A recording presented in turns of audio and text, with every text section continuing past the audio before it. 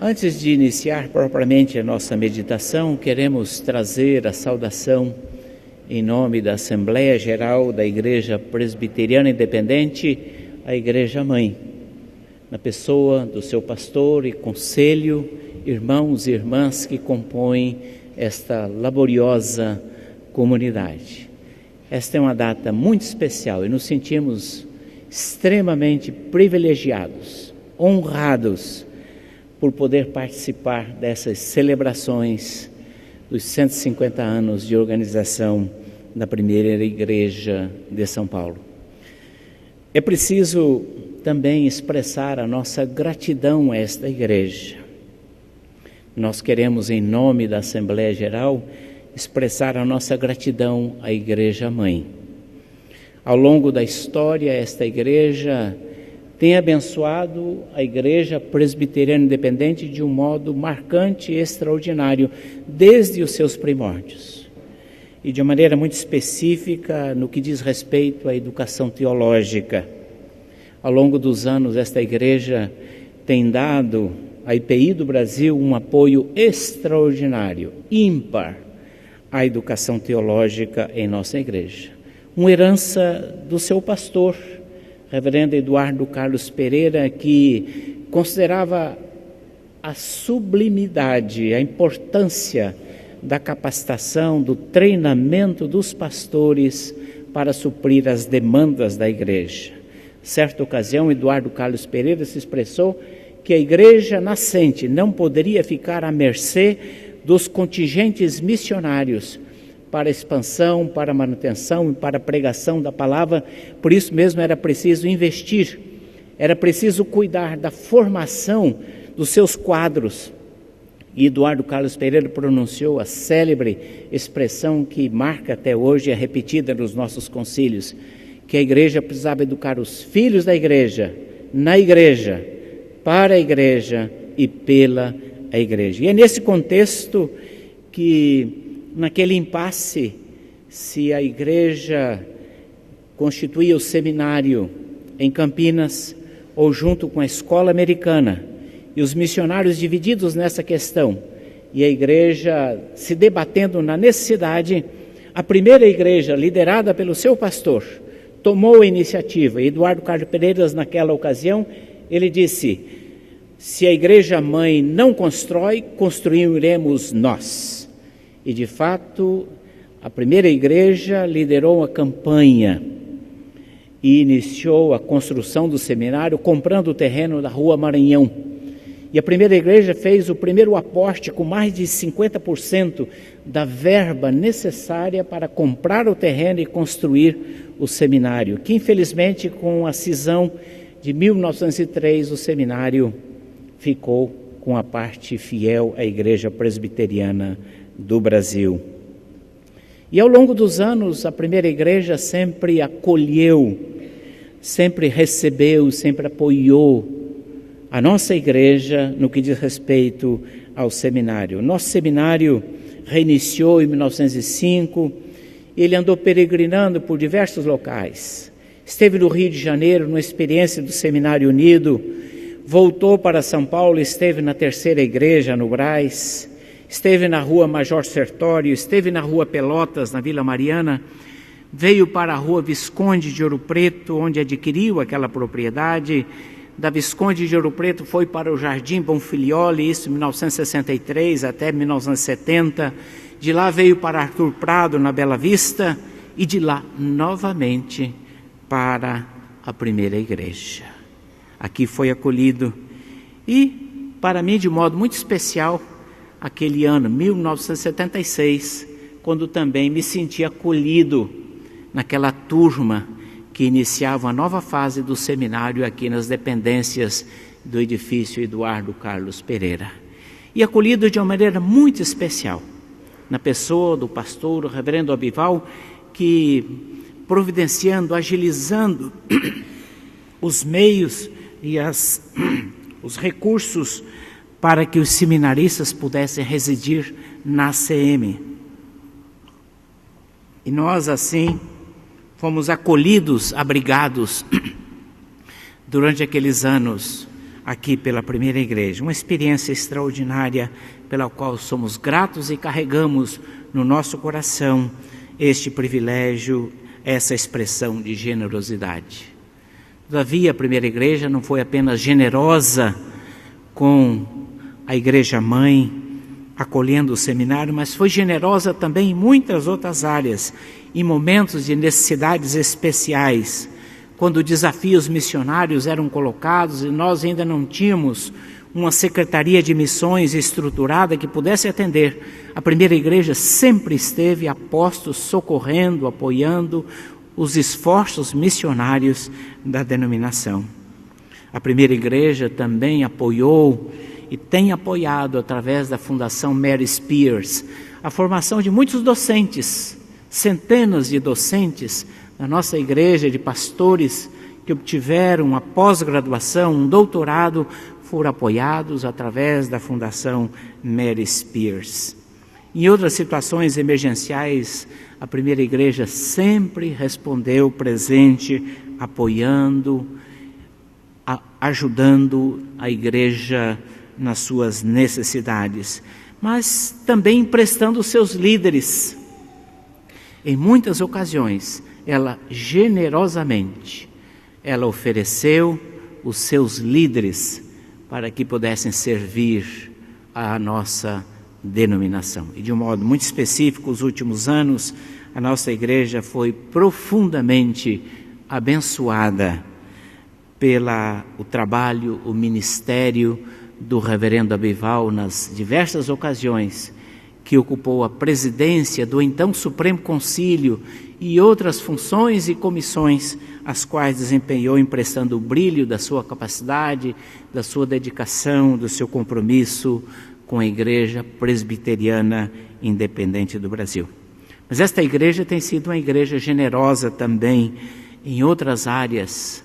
A ideia do hospital evangélico surgiu aqui ainda no século XIX, a ideia de criar um hospital evangélico que foi a semente do Hospital Samaritano e posteriormente da Associação Evangélica Beneficente, inclusive criada no pastorado de um dos seus líderes aqui, o reverendo Tonio Moto, e outras obras sociais que ainda permanecem.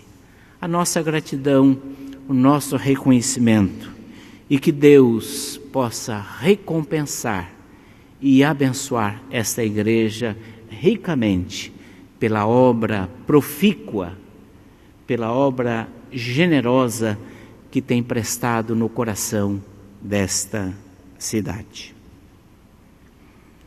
O texto que nós lemos fala da cidade santa, Nova Jerusalém, a qual esperamos e ansiamos. Escolhi esse texto porque esta igreja está plantada há muitos anos no coração desta cidade. Com certeza foi a primeira igreja evangélica nesta cidade. Desde os primórdios, quando se reuniram os primeiros fiéis ali na rua São José, hoje Líbero Badaró, na residência do missionário reverendo Blackford, e posteriormente na rua 24 de Maio, a partir de 1883, e finalmente neste local a partir dos anos 40. Pioneira no evangelho dessa cidade, ela traz inevitavelmente uma ligação especial com esta cidade. Ocorre que São Paulo não é uma cidade qualquer. Além de ser a maior metrópole brasileira, sul-americana, uma das maiores do mundo, São Paulo tem outras características próprias. É o maior polo industrial deste país e da América do Sul, o maior polo econômico. Natural, portanto, que a primeira igreja aqui plantada, além de ser a igreja-mãe, desempenhou e desempenha um papel singular para a nossa denominação. Quando nós pensamos nesta relação entre igreja e cidade, nós nos voltamos para a palavra de Deus e nos perguntamos o que a Bíblia tem a nos dizer sobre isso. A Aliás, a Bíblia, ao contrário do que muitos poderiam pensar ou à primeira vista imaginar, a Bíblia é um livro profundamente urbano. Seus dramas, suas histórias, seus personagens estão em muito relacionados com as cidades. As cidades na Bíblia são locais de eventos importantes, cruciais, decisivos para a humanidade como um todo. Mais do que isso, nós discernimos na Bíblia o propósito divino para a cidade. Desde a narrativa do Gênesis, nós somos informados que a primeira cidade foi edificada por Caim e denominada de Enoque, até a edificação das duas torres, a World Trade Center de Babel. Percebemos que além da mera história, havia algo mais atrelado ao significado da constituição dessas cidades. Assim, a história bíblica transita do paraíso até a restauração da nova cidade. Jacques Ellul, um teólogo e pensador francês, morto em 1994, reformado, ele nos lembra que o projeto bíblico não é o retorno ao jardim do paraíso, mas a inserção e a salvação na Nova Jerusalém, a cidade restaurada. O texto que nós lemos fala exatamente disto, desta cidade restaurada, quando ao último capítulo da história, então ali será pronunciado o veredito, e este veredito é pronunciado desta forma, da restauração de uma cidade. E diante disso observamos, ao longo do texto bíblico, que a cidade tem algumas características, a mensagem bíblica tem algumas características relacionadas à cidade. A primeira delas é que a cidade representa, na Bíblia, uma oposição e rejeição ao amor de Deus. A narrativa do Gênesis, que descreve a criação, a plantação da primeira cidade, nos diz que Caim edificou uma cidade e ele chamou Enoque, o nome do seu filho. E aqui temos a primeira menção, Caim, o construtor da cidade. E Jacques Ellul nos socorre aqui dizendo que Caim havia recebido uma marca como proteção que preservaria a sua vida. Mas Caim, segundo o texto bíblico, sai da presença de Deus e constrói uma cidade. Com a marca de Deus, Caim estaria seguro, mas rejeitando a presença de Deus, ele tenta encontrar segurança em si mesmo e em suas obras. Buscando um lugar, mas sem encontrar este lugar, ele constrói uma cidade. Ele não está satisfeito com a segurança oferecida por Deus, prometida por Deus, mas busca por si mesmo a sua própria segurança. Procurando responder aos seus profundos anseios, ele gera um filho e edifica uma cidade que lhe pertence.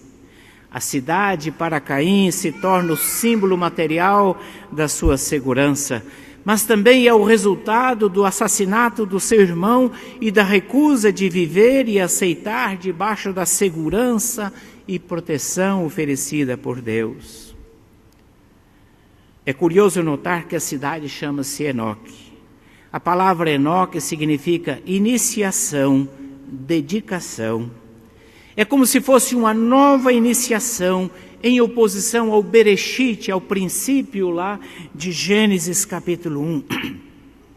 É a inauguração oposta à criação, é a iniciação oposta ao Éden.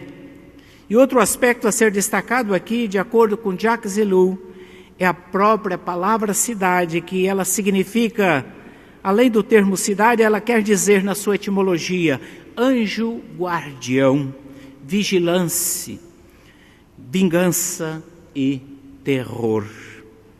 Diante disso, poderia-se afirmar que não apenas à luz do significado etimológico de cidade, mas do contexto bíblico como um todo, que a cidade é um poder espiritual, com uma influência espiritual capaz de afetar a vida dos seus habitantes. Ela traz embutida a rebelião de Caim, que não aceita a proteção divina e foge da sua presença.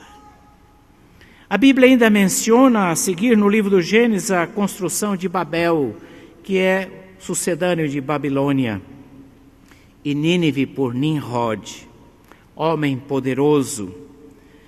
E assim, essas duas cidades, não só Babel e Nínive, construídas por Nimrod, têm um papel fundamental nas Escrituras. Fica evidente esta associação entre o poder e a cidade, assim como em Caim a associação entre rebelião e a cidade.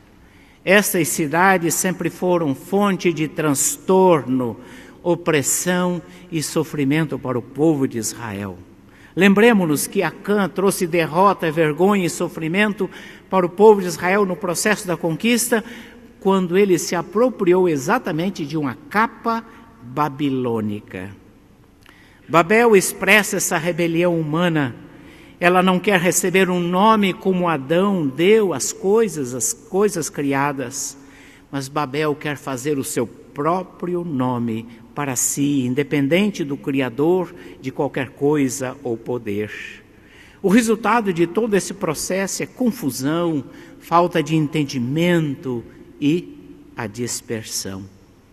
A corrupção reinante na cidade motiva a justiça divina, por isso Deus decide destruir Sodoma, Gomorra, Jericó e a própria Jerusalém, que aprisionada pelo poder religioso em aliança com o poder político, se corrompe e caminha para a destruição. Contudo, a Bíblia nos mostra que Deus não abandona a cidade, apesar da cidade representar esta fonte de resistência, este símbolo de rebelião e de resistência ao Senhor. Deus não está indiferente à cidade, Ele envia os seus profetas à cidade.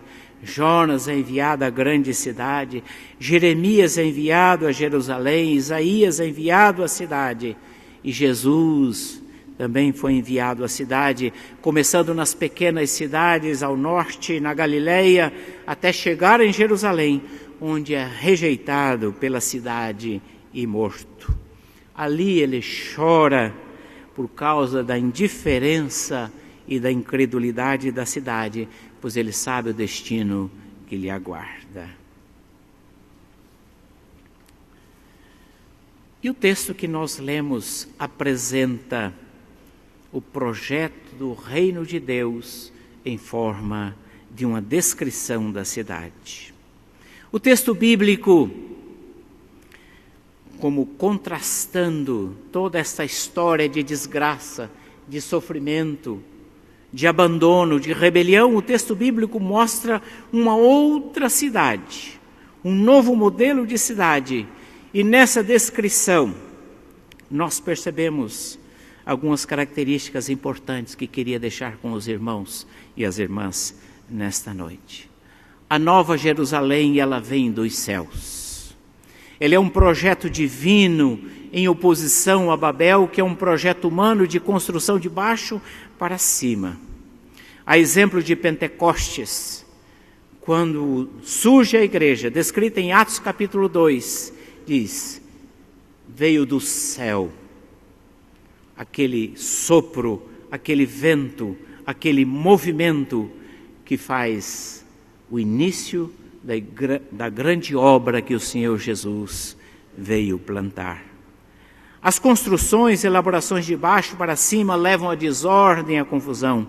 Os projetos humanos, grandiosos na sua aparência, têm, na verdade, a marca da ambiguidade na sua constituição, que cedo ou tarde se manifestam expressando as suas contradições. Ao longo da história, sempre houve as identificações apressadas da cidade celestial com expressões históricas. No período pós-Constantino, muitos teólogos saudaram como era o surgir do milênio. A igreja estava adentrando o milênio devido à paz, devido à segurança, devido à expansão, o triunfo que a igreja agora havia alcançado naquele período. No período da Reforma também, algumas expressões locais tentaram identificar alguns movimentos com a cidade celestial.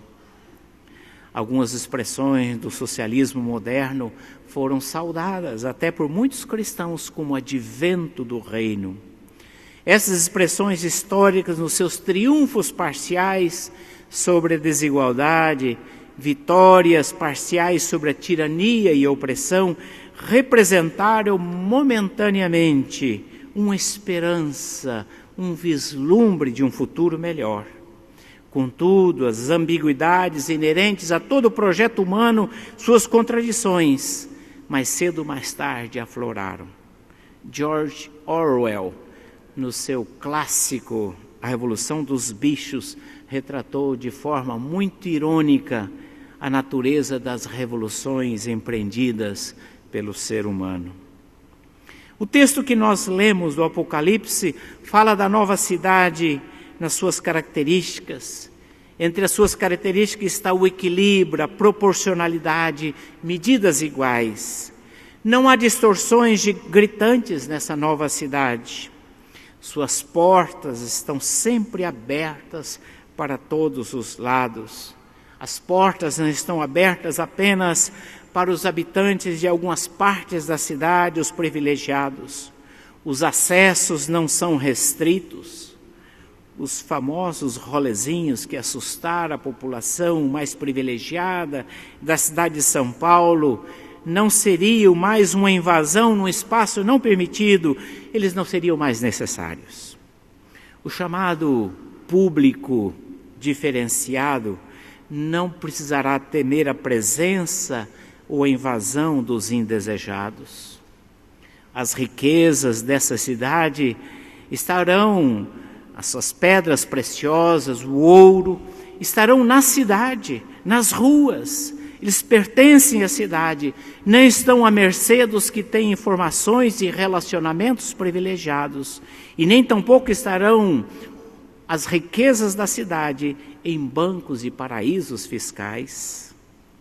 Na cidade santa que Deus está preparando, não haverá templos, nem de Salomão, nem de Herodes, que no fundo se parecem na sua ostentação e que foram construídos para sacrifício, mas também à custa de muito sacrifício de muita gente simples e humilde. Os templos da cidade que se transformam em amuletos, como o Templo de Jerusalém, objeto de vaidade religiosa e adoração, onde a relação com o Senhor foi sacrificada e se transformou simplesmente em objeto em si mesmo de adoração. Esse tipo de templo já não mais haverá na cidade que Deus está preparando. Nesta cidade, nela está o rio, sem poluição e sem correr o risco de esgotar o sistema Cantareira e Alto Tietê e outros rios que abastecem a cidade. Ao invés de produzir doenças, o rio produz ali a cura e está acessível a todos. Não haverá rodízio nesta nova cidade. Quem estará apto para adentrar a esta cidade? A Bíblia diz que os que lavaram as suas vestes no sangue do Cordeiro e aqueles cujo nome estão escritos no livro da vida. Esta nova cidade representa para nós um desafio muito grande. Nós anunciamos a nova cidade, mas este anúncio da nova cidade se transforma também em denúncia. Anunciar o que vem não apenas contrasta, denuncia, mas também nos cria esperança. Porque o quadro que presenciamos na nossa cidade não é o projeto de Deus, é um projeto marcado por Caim, marcado pelos homens poderosos e que tem a marca de Babel. Contudo, Deus tem a última palavra, que ao mesmo tempo é uma palavra de juízo e de esperança. Nesse sentido, nós nos lembramos da palavra de Jeremias aos cativos na Babilônia. Jeremias endereçou uma palavra aos cativos da Babilônia de uma maneira muito pragmática e interessante. O povo de Israel havia sido levado cativo para a Babilônia. Lá eles estavam. E Jeremias, por ordem de Deus, diz ao povo que estava lá na Babilônia: vocês vão permanecer na Babilônia temporariamente. Não será habitação definitiva. Vocês retornarão. Mas, contudo, durante o tempo que vocês estiverem nesta cidade, edificai casas, habitai nelas, plantai pomares e comei o seu fruto. Tomai esposas e gerai filhos e filhas. Tomai esposas para os vossos filhos e dai as vossas filhas a maridos, para que tenham filhos e filhas. Multiplicai-vos aí e não vos diminuais. Procurai a paz da cidade para onde vos desterrei e orai por ela ao Senhor, porque na sua paz tereis a paz. E é interessante que a palavra paz não significa, biblicamente, não apenas a ausência da guerra, do tumulto, mas significa prosperidade, bem-estar, integridade em todas as áreas da vida humana. Portanto, esta palavra de Jeremias também é apropriada a nós que vivemos nessa cidade caótica e que vive, do ponto de vista humano, um cenário apocalíptico, porque nós não sabemos se teremos água daqui a 3, 4 meses e o que será desta nossa cidade. Mas enquanto vivemos nesta cidade, a nossa tarefa é anunciar a cidade que Deus está preparando, é proclamar e encher o coração das pessoas de esperança, dizendo: há esperança, Deus tem um projeto melhor, Deus tem um projeto diferente, Deus tem um projeto diferenciado, e Deus está convidando homens e mulheres para participar desse projeto de Deus, a construção da sua nova cidade. Enquanto vivemos nessa cidade caótica, nós proclamamos a Nova Jerusalém, nós anunciamos a Nova Jerusalém, o projeto de Deus. E a nossa tarefa é ajudar as pessoas a conhecer o construtor desta nova cidade. E nesse sentido, a nossa esperança, que a primeira igreja que sempre tem liderado, que tem sempre exercido ações de vanguarda, sempre tem agido na liderança, a primeira igreja também possa nos ajudar, apontando o caminho, como enfrentar como igreja os grandes problemas dessa cidade, como ser luz, como ser sal, como proclamar a esperança numa sociedade que está perdendo a sua esperança, que está desesperada. Este é o nosso desafio, esta é a nossa oração, que nós possamos, conscientes daquilo que Deus está preparando, daquilo que Deus está fazendo, daquilo que Deus está realizando, nós possamos, na presente tempo, na presente cidade, anunciar a esperança de um novo tempo que o Senhor mesmo fará acontecer. E que a igreja possa orar, como a igreja primitiva dizia: Maranata, vem Senhor Jesus e estabelece o teu reino, porque aguardamos e esperamos esta manifestação gloriosa. Que Deus assim nos abençoe. Amém.